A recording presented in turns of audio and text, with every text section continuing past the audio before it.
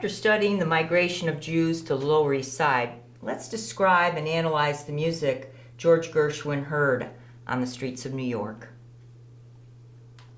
Why are we using music? We must engage students in historical thinking and teach them to be active listeners. We must allow them to practice listening and help them hear the voices of past musicians whose music reflected the times and advanced social change. And we know that our students are better equipped to recognize others' voices on current issues and then express their own ideas in an informed, deliberate, and civil manner. And besides, music is just fun. In this activity, we will practice describing and analyzing music. Now, these are two key tasks of the music analysis tool that we're going to use in week 2. You will listen to a piece of music at least twice.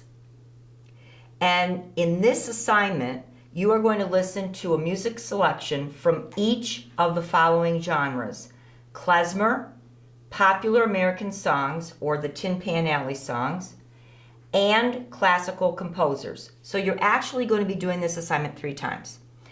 Remember, you're playing each piece of music at least twice. All of these pieces of music are on my Spotify list, An American Tale. Okay, so the first time you play the music, you are going to describe what you hear the first time it's played. You're going to name the type of music. You're going to name any musical instruments you can hear. If there's a vocalist, what language or dialect are you hearing? And you're going to describe the music and or voice. By that I mean give it some emotional word. Maybe give it a way it makes you feel. You might even want to describe the artist's approach to the music. How are they attacking the music? That's a really interesting way to describe the music.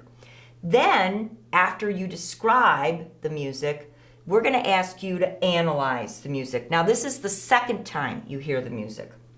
Okay, now we're asking you to be a little more sophisticated. You have to use musical terms like beat, call and response, dynamics, melody, and you're going to analyze the music you just described.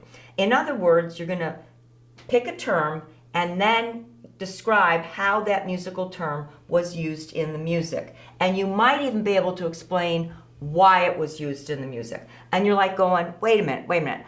I don't know music that well. What musical terms are you talking about? Well, we have this link to the Columbia University's Jazz Glossary. If ever you're in doubt as to how a musical term might be defined, or you're looking for a musical term, particularly after you've heard the music the first time, go to this guide, and it's a really well thought out way to describe musical terms and help you apply them to the music. And of course, this is all a part of analysis. Then what we're going to ask you to do is to post your description and analysis for each musical selection, one from klezmer, one from Tin Pan Alley, one from classical music, on the discussion board. And then a peer is going to review one of your descriptions and analysis using the rubric we provided. Okay, then you're going to post your review on the discussion board. Then we're going to ask you to kind of sit back and think about this music that you heard. And we want you to post any interesting discoveries that you made about European and American music that may have influenced the Gershwin brothers as they were growing up as young immigrants in New York City. And again, we'd like you to post any interesting discoveries, any interesting comments that you have on the discussion board. Okay, here's your describing and analyzing music guide. And if you've already cheated a little bit and gone ahead to the music analysis tool, you're going to see that this is an essential part of the music analysis tool.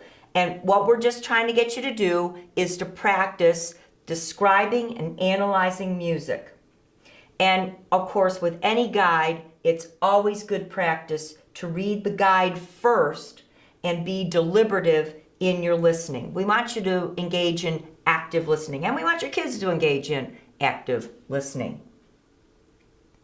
Okay, so our model for this activity is Humoresque by Antonin Dvorak. I love Dvorak. So I picked one of his pieces, and it was said to have profoundly influenced the young Gershwin when he heard it.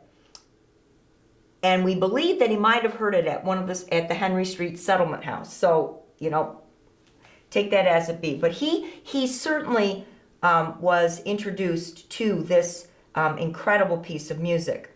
You'll be listening to the selection from my Spotify account. You'll listen to it twice. Remember, once to describe it and the second time to analyze it. In the essence of time, we're just going to play a clip from each piece.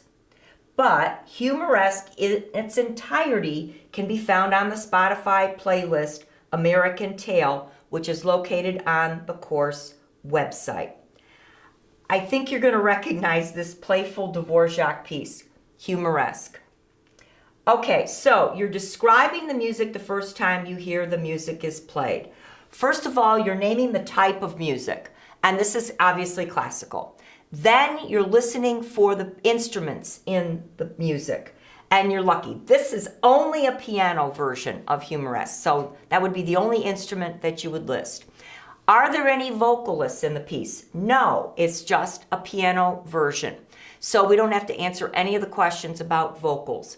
Now, when I look to describe this music, when I heard it the first time, there are two distinct themes in this music. There's the first thing, which is very light, happy, skipping, buoyant. It's very youthful.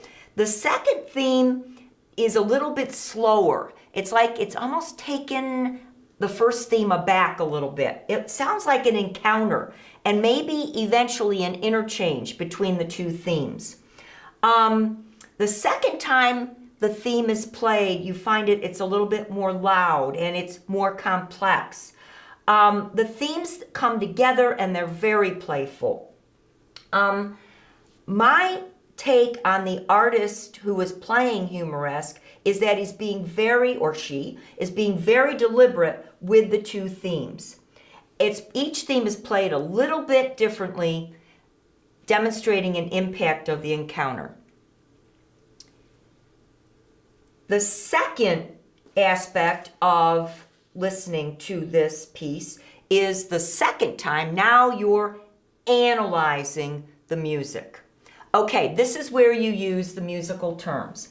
And I am not a musician, but I really love music. So terms like melody, tempo, dynamics, chords, those all kind of are very familiar to me. And when I was hearing the music the first time, they immediately came to me, so I used them in my analysis. So in picking the melody, note how I describe how it was used in the music, and I try to figure out why it was used in the music. So a melody are those two themes that I heard in the music, two melodies. Tempo is indicating whether a piece is slower or faster, and I distinctly heard a tempo change. Dynamics means, is it louder, is it softer? And of course, musicians use this for effect, and I definitely heard dynamics, a louder part to the music, a softer piece, reflecting the emotions played by the two themes. And then chords. It was interesting. The first time the melody is played, it's pretty simple, but then the second time it's accompanied by chords. It's much more harmonic, it's much more complex.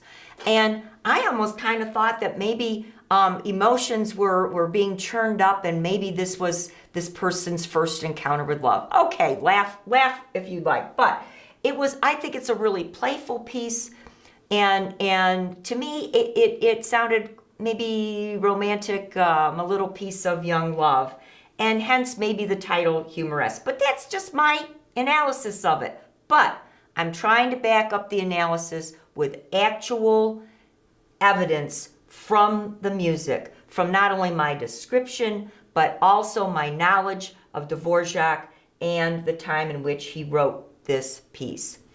Now, here's the rubric. It's pretty simple. If you're evaluating your piece or another person's piece, the musical selection, being able to name the title and the composer, is 2 points. Okay, the description of the music, note that we're looking for the type of music has to be accurate. You have to accurately list the instruments and or vocals that are in the piece. You've got to describe the music at least with 3 pieces of evidence, and it's really cool if you would take a look at the artist's approach to the music and mention the artist's approach. In the analysis, notice we give a lot more points to this because analysis is more difficult. So we want you to use at least 3 terms that you provide evidence from the music of each of the musical terms, and you explain why each of the musical terms was used. And again, this is your analysis. And as long as it is backed up with evidence, it's completely legitimate. If there's words, if there's lyrics, if there's a vocalist, then you're going to be using the point where you take a look at 3 words that kind of stick out to you, what those words mean, and why you think each word was used based on your explanation. So the rubric is helping you guide your own analysis of the pieces of music that you pick, the 3 pieces, but it's also going to help you review a peer's analysis on the discussion board. Select your pieces from the Spotify list and enjoy the music.